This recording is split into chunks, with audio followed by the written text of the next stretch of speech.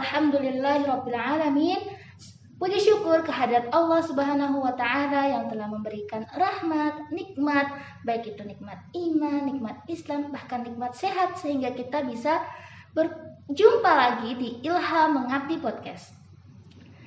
Salawat serta salam senantiasa tercurahkan kepada junjungan kita Nabiullah Muhammad Sallallahu Alaihi Wasallam yang telah membawa kita dari zaman kegelapan menuju zaman yang terang benderang seperti saat ini.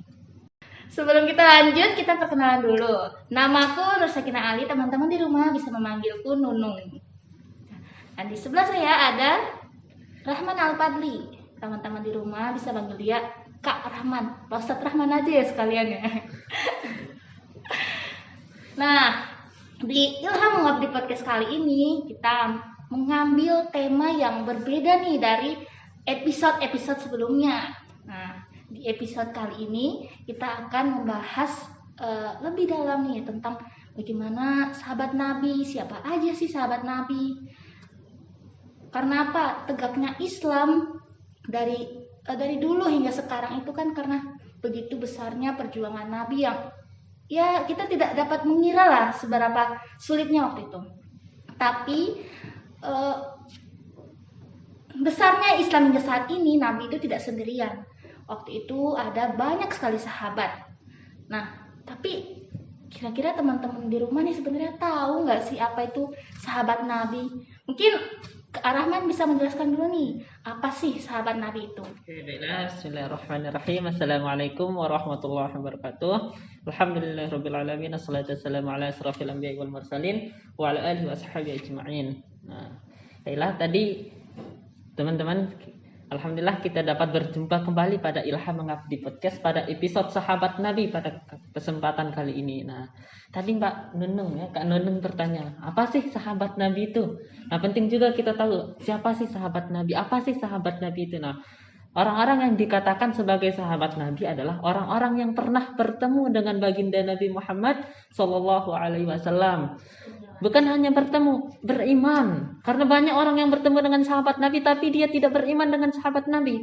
Nah, pertama dia harus bertemu dengan baginda Nabi Muhammad sallallahu alaihi wasallam. Yang kedua dia beriman kepada Nabi Muhammad sallallahu alaihi wasallam, dan yang ketiga dia harus wafat dalam keadaan beriman kepada baginda Nabi Muhammad sallallahu alaihi wasallam dan Allah Subhanahu wa taala. Kenapa? Karena banyak orang yang bertemu dengan baginda Nabi, beriman dengan baginda Nabi, tetapi wafatnya dia dalam keadaan kafir. Nah, jika dia wafat dalam keadaan kafir, berarti dia tidak dikatakan sahabat Nabi Muhammad Sallallahu Alaihi Wasallam. Nah, itu sahabat Nabi. Syaratnya ada 3, Mbak. Yang berarti berdasarkan penjelasan tadi syaratnya ada 3. Pertama harus bertemu Nabi, beriman dengan Nabi, dan meninggal dengan keadaan beriman kepada Allah dan Nabi Muhammad Sallallahu Alaihi Wasallam. Nah, itu yang dikatakan sahabat Nabi. Adapun orang yang hidup sezaman dengan Nabi tetapi dia tidak pernah bertemu dengan Nabi, itu belum bisa dikatakan sahabat Nabi. Itu para ulama hadis biasanya mengatakannya al-khadramin, kalau tidak salah, al-khadramin. Nah, contohnya siapa? Contohnya yang terkenal adalah Uwais Al-Qarni. Itu, Mbak. Nah, tadi udah dijelaskan tuh apa itu sahabat Nabi. Pasti kan sahabat Nabi itu sangat banyak ya Kak Rahman ya. Di antara sahabat Nabi, adakah sahabat yang paling utama? Sahabat-sahabat Nabi itu banyak. Sahabat-sahabat Nabi yang paling utama itu kita kenal dengan Khalifah Rasyidin atau Khulafatur Rasyidin. Siapa itu sahabat-sahabat yang termasuk Khalifah Rasyidin? Nah, sahabat-sahabat yang termasuk Khalifah Rasyidin adalah yang pertama nih Sayyidina Abu Bakar, yang kedua Umar bin Khattab, yang ketiga adalah Utsman bin Affan, dan yang keempat adalah Ali bin Abi Thalib. Kenapa sampai Khulafaur Rasyidin ini dikatakan mulia? Baginda Nabi Muhammad sallallahu alaihi wasallam bersabda, "Alaikum sunnati wa sunnati Khulafaur Rasyidin." Berpegang teguhlah terhadap sunnahku dan sunnah-sunnah Khulafaur Rasyidin. Nah, untuk membahas Khulafaur Rasyidin ini, yang pertama yang akan kita bahas, yang akan kita bicarakan adalah Sayyidina Abu Bakar As-Siddiq. Sebelum kita ke keutamaan Abu Bakar As-Siddiq, alangkah lebih baiknya kita membahas siapa sih Abu Bakar itu, apa sih biografi dari Abu Bakar As-Siddiq. Nah, Nama lengkap dari Abu Bakar As-Siddiq adalah Abdullah bin Utsman bin Amru bin Amr. Ibunya adalah Ummu Al-Khair bin Sakhar. Bapak dan ibu dari Abu Bakar ini sama-sama berasal dari Bani Taim. Bapak Abu Bakar biasanya dipanggil dengan Abu Quhafa. Sehingga Abu Bakar itu sendiri sering dipanggil dengan Ibnu Abi Quhafa, yaitu anaknya Abu Quhafa. Nah, Abu Bakar As-Siddiq memiliki 3 orang istri.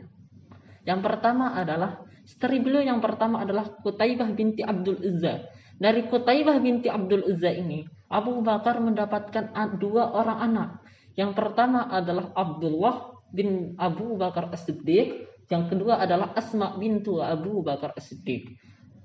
Kemudian istri beliau yang kedua adalah Ummu Ruhaiman bintu Amr. Dari Ummu Ruhaiman bintu Amr inilah Abu Bakar As-Siddiq mendapatkan 2 orang anak juga. Yang pertama adalah Abdurrahman bin Abu Bakar As-Siddiq, yang kedua adalah Sayyidah Aisyah bintu Abu Bakar As-Siddiq. Kemudian yang ketiga adalah beliau menikah dengan Asma bintu Qais. Dari Asma bintu Qais inilah beliau mendapatkan anak Ja'far bin Abu Bakar As-Siddiq. Ja'far bin Abu Bakar As-Siddiq ini lahir ketika Haji Wada pada waktu itu. Nah, Ja'far bin Abu Bakar As-Siddiq lahir ketika Haji Wada. Kemudian kita di biografi Abu Bakar ini kita akan membahas tentang keislaman Abu Bakar. Islamnya Abu Bakar As-Siddiq.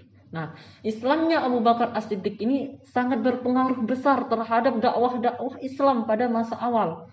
Selain Abu Bakar As-Siddiq ini ketika sudah masuk Islam, beliau menginfakkan hartanya untuk berdakwah di jalan Allah, untuk membiayai dakwahnya baginda Nabi Muhammad. Selain menginfakkan hartanya, beliau juga ikut berdakwah. Sehingga berkat dakwahnya Abu Bakar As-Siddiq, masuk Islamlah beberapa sahabat-sahabat yang kelak ketika kemudian hari menjadi sahabat-sahabat utama, bahkan menjadi orang-orang besar pada penyebaran agama Islam di masa-masa awal. Siapakah? Yang pertama adalah masuk Islamnya Utsman bin Affan, masuk Islamnya Abdurrahman bin Auf, masuk Islamnya Talhah bin Ubaidillah, dan masih banyak lagi yang lain-lainnya. Jadi sudah dijelaskan panjang sekali tentang bagaimana kehidupan Abu Bakar, biografi beliau, bagaimana istrinya, anaknya ya. Kemudian tadi beliau disebutkan sebagai sahabat yang paling utama. Nah, ada nggak sih Kak Rahman faktor-faktor yang menyebabkan Sayyidina Abu Bakar As-Siddiq itu disebut sebagai sahabat yang paling utama?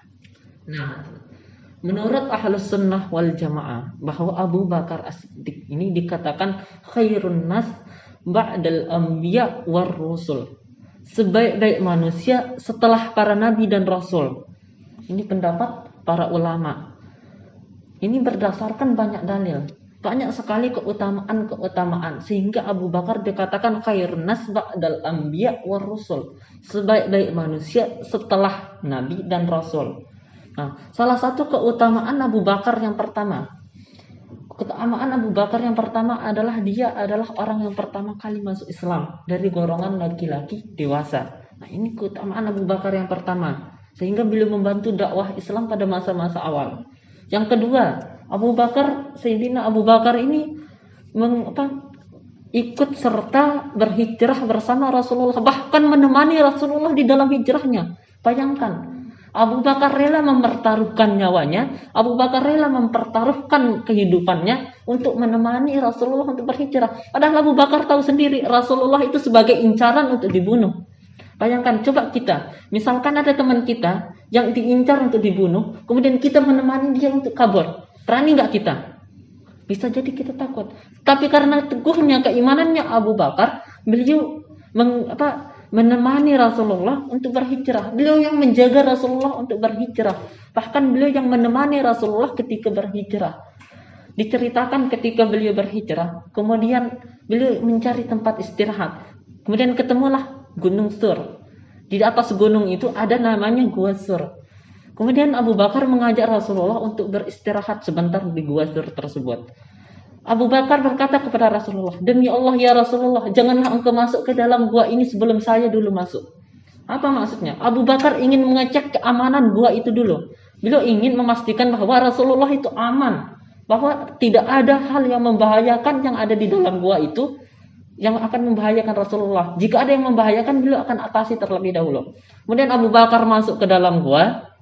Kemudian Abu Bakar membersihkan gua-gua tersebut dari kotoran-kotoran, sarang binatang, dan menyumpat lubang-lubang ular yang ada pada gua tersebut menggunakan pakaiannya. Sehingga pada ketika pakaian atau kain Abu Bakar sudah habis yang akan digunakan untuk menyumpat ular tersebut, Abu Bakar menyumpat lubang-lubang ular tersebut menggunakan kakinya, menggunakan kedua kaki Abu Bakar As-Siddiq. Sehingga ketika Rasulullah sudah masuk, Rasulullah di dalam gua tertidur di atas pangkuannya Abu Bakar. Sehingga ketika Abu Bakar menyumpat lubang-lubang tersebut menggunakan kakinya, Abu Bakar digigit oleh ular. Kaki Abu Bakar digigit oleh ular sehingga mukanya kemerahan, mengeluarkan keringat-keringat. Tetapi beliau tidak berani untuk bergerak sedikit pun. Abu Bakar tidak mau bergerak sedikit pun. Beliau menahan sakitnya, tidak mau bergerak sedikit pun. Kenapa? Karena beliau takut kalau beliau bergerak sedikit, beliau akan mengganggu tidurnya Rasulullah. Ini saking cintanya Abu Bakar kepada Rasulullah, beliau tidak mau bergerak sedikit pun ketika beliau digigit oleh ular. Kemudian ketika tempat persembunyian mereka hampir ditemukan oleh kafir Quraisy, Allah mendatangkan bala bantuan. Ketika kafir Quraisy, orang-orang Quraisy pada masa itu mengecek Gua Sur, Allah mendatangkan bala bantuan yaitu berupa jaring laba-laba dan sarang burung. Sehingga orang-orang berpikir tidak mungkin Abu Bakar dan Muhammad masuk sedangkan jaring laba-laba ini utuh, sedangkan sarang burung ini masih ada. Jika seandainya Abu Bakar masuk, pastilah sarang laba-laba ini akan rusak, burung ini akan pergi. Ini adalah salah satu pertolongan Allah saking taatnya dan ketakwaannya Abu Bakar dan ketika menemani Rasulullah. Ketika utusan Quraisy itu berhasil menemukan gua itu, Abu Bakar sempat merasa ketakutan akan ditemukan oleh para kaum kafir Quraisy sehingga Rasulullah bersabda. Sehingga Rasulullah membacakan firman Allah Subhanahu wa taala, "La tahzan innallaha ma'ana." Janganlah engkau bersedih wahai Abu Bakar, sungguhnya Allah itu bersama kita. Allah itu tidak akan melupakan umatnya. Sekeras apapun cobaan umatnya, sesakit apapun cobaan umatnya, sesungguhnya Allah itu selalu bersama umatnya. Nah, ini nasihat dari Rasulullah kepada Abu Bakar As-Siddiq. Kemudian keutamaan yang ketiga, beliau itu termasuk orang yang paling cerdas di antara sahabat-sahabat lainnya. Pada suatu ketika Rasulullah Shallallahu Alaihi Wasallam berkhutbah di atas mimbar. Ini menjelang kematian Rasulullah. Rasulullah berkhutbah di atas mimbar. Kemudian Rasulullah mengatakan di dalam khutbahnya itu, Innallaha khayyara 'abdan bainad dunya wa baina ma 'indah.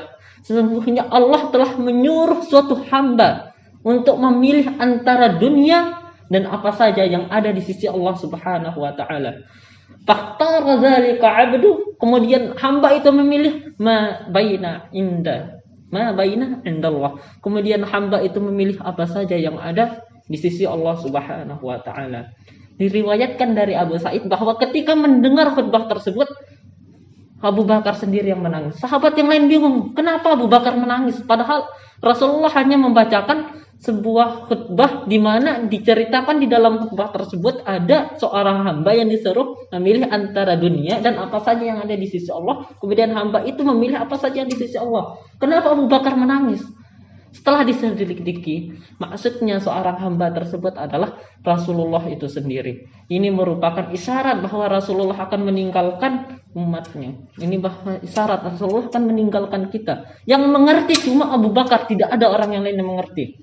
Yang mengerti cuma Abu Bakar. Ini salah satu bentuk kecerdasannya Abu Bakar As-Siddiq. Karena kecerdasan Abu Bakar ini, maka Rasulullah sangat mencintai Abu Bakar As-Siddiq, sangat menyayangi Abu Bakar As-Siddiq. Sehingga di dalam sabdanya yang lain Rasulullah bersabda, Inna minnan nasa, sehingga di sabdanya yang lain Rasulullah Shallallahu Alaihi Wasallam bersabda, sesungguhnya orang yang paling berjasa pada diri saya di persahabatan dan menginfakkan hartanya di jalan Allah adalah Abu Bakar As-Siddiq. Kemudian Rasulullah mengatakan, seandainya aku diizinkan untuk mengangkat seseorang menjadi kekasihku selain Rabbku, maka aku akan mengangkat Abu Bakar As-Siddiq menjadi kekasihku. Itu kata Rasulullah ketika berkhutbah. Saking cintanya Rasulullah kepada Abu Bakar. Tetapi cukuplah hubungan persaudaraan seiman dan kasih sayang yang mengikat kami. Dan kalian lihat, di sini berumah-rumah ini banyak pintu-pintu yang menghadap ke masjid. Maka tutuplah semua pintu itu kecuali pintu Abu Bakar As-Siddiq. Ini merupakan salah satu bentuk kemuliaan dari Abu Bakar As-Siddiq, bahwa beliau sangat dicintai oleh Rasulullah Shallallahu Alaihi Wasallam.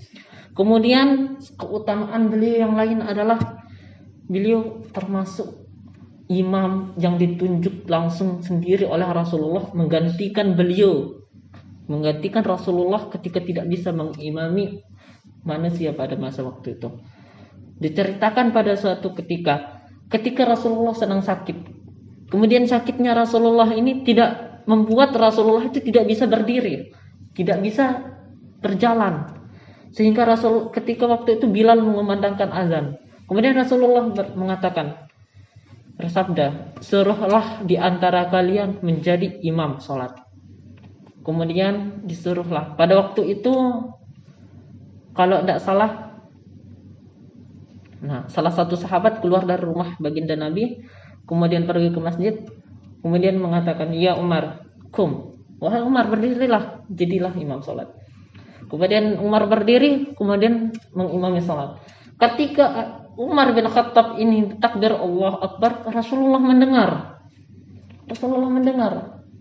Karena suara Umar itu keras, tegas. Rasulullah mendengarnya.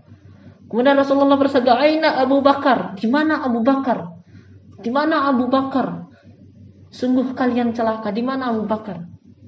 Suruhlah Abu Bakar yang jadi imam." Suruh Abu Bakar, sehingga diutuslah seseorang untuk mencari Abu Bakar. Sehingga Abu Bakar datang, disuruhlah Abu Bakar menjadi imam. Sebenarnya maksud Rasulullah adalah Abu Bakar yang disuruh untuk menjadi imam, bukan Umar.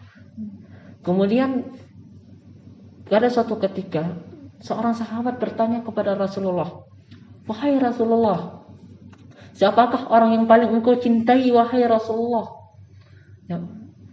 Kemudian Rasulullah menjawab, "Orang yang paling saya cintai adalah Aisyah."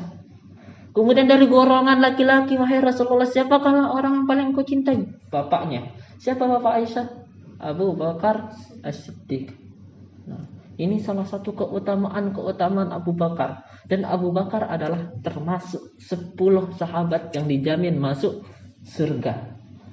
Ini merupakan sedikit keutamaan Abu Bakar. Banyak lagi keutamaan Abu Bakar yang lain.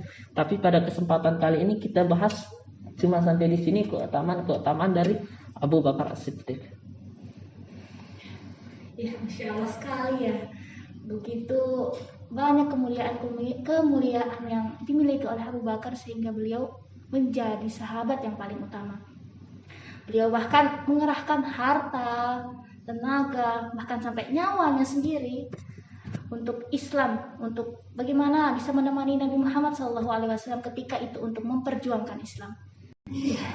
Nah, teman-teman, kita udah mendengarkan penjelasan yang begitu luar biasa dari Kak Rahman pada kesempatan kali ini. Kali ini kita baru membahas nih Abu Bakar As-Siddiq, masih banyak lagi sahabat-sahabat yang lain. Ada tadi sudah disebutkan, ada Umar bin Khattab, kemudian ada Utsman bin Affan, ada Ali bin Abi Thalib, dan masih banyak lagi sahabat-sahabat Nabi yang lain.